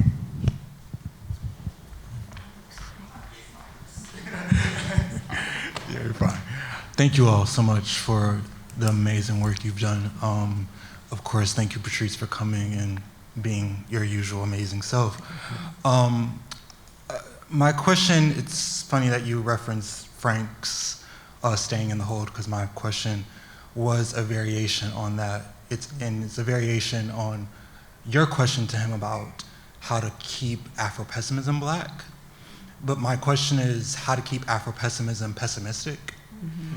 I think that this is the first time an Afro-pessimist, to my memory, has been invited to a space like this, or to many other spaces like this. It's very rare, you know. And I'm curious about how your book is opening onto new pathways in the field, and how do you insist on the analysis staying in the violence? I think there's been in each speaker's remarks, there's been like, okay, I'm going to stay with something that's aphoretic, or stay with something that's negative, let's say. But how do you keep the pessimistic intent, the Afro-pessimistic intent of the research, where we are consistently centering not only slavery, we're consistently centering the end of the world and the present tense of slaveness as irreducible to kind of any other metaphor or analogy? Yeah, that's a really important question, Jordan. I think before Afro-pessimism was a thing, before it had a name, before people had a response to it, I had a yearning for a language or something to make sense of things that I had perceived that I did not feel the permission to express. And so whether that be in my undergraduate education where conversations of Blackness were only surface level, my students always ask, like, why did you major in feminist studies? Well, we didn't have an African American studies department. And so feminist studies felt like the closest alignment. At the same time, this was a moment where women of color feminism was the sort of thing of the day. And so it was about a sharing of space. And as a budding thinker in this moment where I'm really young at that time, and there are particular things about Blackness that stand out as not fitting the narrative of collective struggle or cohesiveness of the problem, that I didn't feel empowered nor prepared to unearth or to describe. And so after undergraduate, I went into organizing in prison abolition spaces. And I found myself in that same feeling where there was something happening with languages of collectivity, where the experiences of Blackness in policing, and also what I saw when I entered prisons, which were a lot of darker skinned Black people, that the analysis was not capturing that, and that when I asked questions, I was told to come back to the standard, the standard language, that was enough to appease the question, but it was never enough to appease the question. And so I had a friend who organized with me in prison abolition spaces who just heard me talking about Black people, Black people, Black people, Black people, like, why are we not organizing in Black neighborhoods? Why is there such an overrepresentation of Black people in prisons? Why am I hearing the same stories as I'm talking to prisoners about their lives as being this kind of continual relationship to captivity?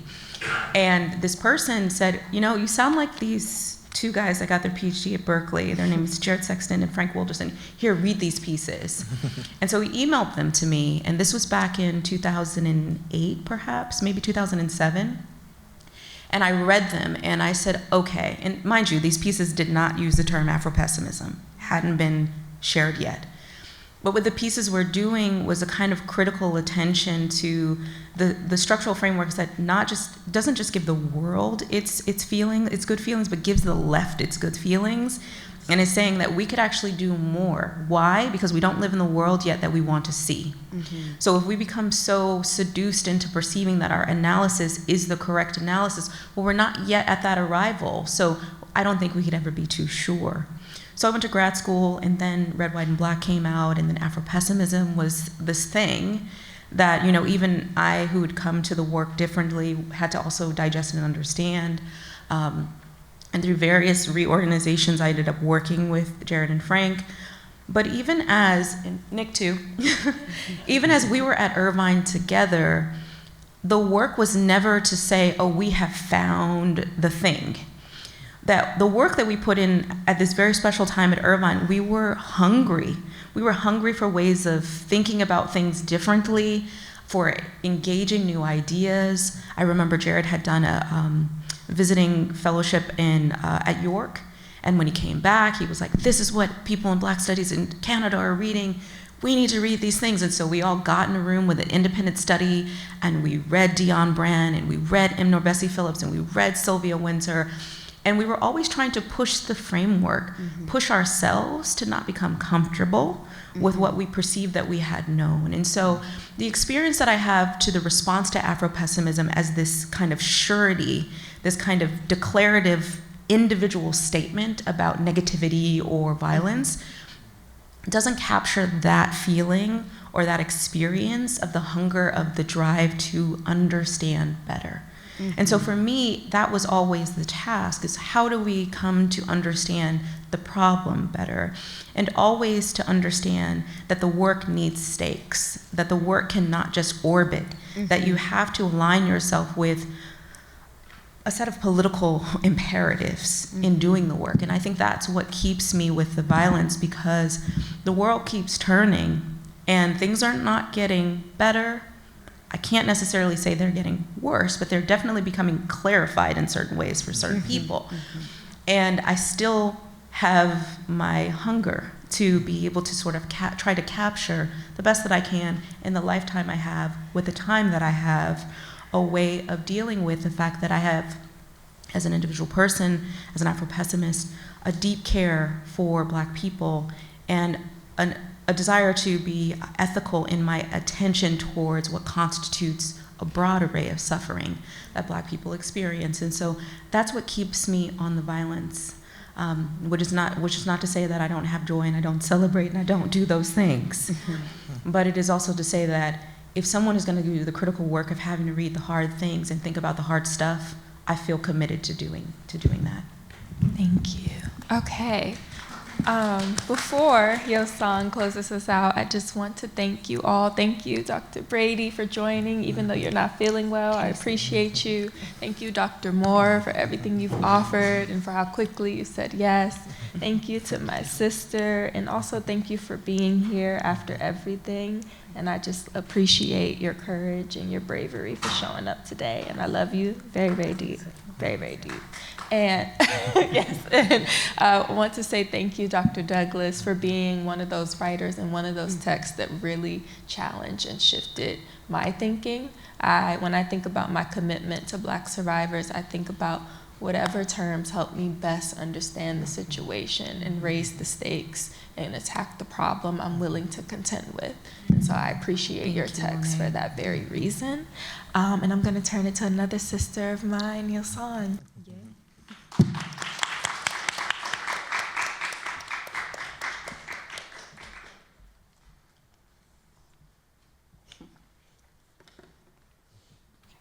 Hello, everyone. Hi. Hi. My name is Yo-san Alamu, and I'm a second-year PhD student here in the Africana Studies Department. As my lovely sister Monet just said, I have the honor of closing us out tonight. I first want to begin by thanking Dr. Douglas for engendering Blackness, for the rigor of her thinking, and for the demand that she asks of us. Thank you also to our wonderful respondents, Dr. Brady, Dr. Moore, and Dr. Iba Oimi, for your sharp engagements and for the work that you do in and for Black study. Thank you all for coming. Lastly, again, I want to share my deepest thanks and gratitude to Monet Johnson for organizing this event and for creating the space. Round of applause. For creating the space for this much needed conversation. So many of us greatly appreciate your brilliance, your care ethic, and your commitment to asking the questions that must be asked. So again, thank you. We are living in a moment where categories of sex and gender are being forcefully restabilized, legally, medically, politically, where reproductive capacities are increasingly regulated, where the state asserts greater authority over the body, and where appeals to rights, recognition, and inclusion are once again being positioned as the primary means of redress. We continue to witness the brutality of imperialist blockades, occupation, and militarization, and continue to feel the experience and brutality of anti-Black violence, which knows no bounds. This year, and the many years before it, unfolds through ruin, decay, and unimaginable ongoing loss. Engendering Blackness is and must be read as an urgent text. What must we do when the terms we have inherited to think and describe our conditions fall apart? This is not a mark of defeat, but an invitation that asks we think differently so that we may do differently. At its core, Dr. Douglas's intervention that sexual viability is not an event, but a condition that structures Blackness as such, a condition that sutures the psychic, the material, and the social in ways that emancipation does not end but obscures, requires a rethinking of the very terms through which we have come to understand our stakes. What does it mean to think Blackness outside of the assumption that gender will clarify it? What happens if we do not take recognition as the beginning or endpoint of our analysis? How do we account for violence that is not exceptional but structural, one that organizes the relationship between Blackness, human, and world, and continues the calculus of captivity, replication, and disposability. Across the responses today, what emerges is not a single answer, but a shared engagement and commitment to ask new kinds of questions, a willingness to push on the limits of the categories we use and to sit with the difficulty of what this work reveals. Taken together, the responses thinking alongside Engendering Blackness open lines of inquiry through aesthetic, libidinal, and political registers. If we know anything for certain, it's that to think with Blackness is to undo everything else. This kind of thinking requires collective work.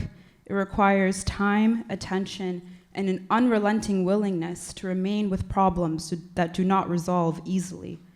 It requires us not to answer quickly either, but to remain with the question posed just a little longer. An event like this comes at a time when the violence of the world intensifies and reveals structural components that we as Black people know too intimately. The work of Dr. Douglas and our panelists tonight make this clear. So if there is something that Engendering Blackness leaves us with today, is exactly that, a demand to rethink the terms we inherit, a demand to question what we take for granted in our analyses, and a demand to think more carefully about the conditions of Black death and life that continue to structure our world. So again, thank you. Thank you.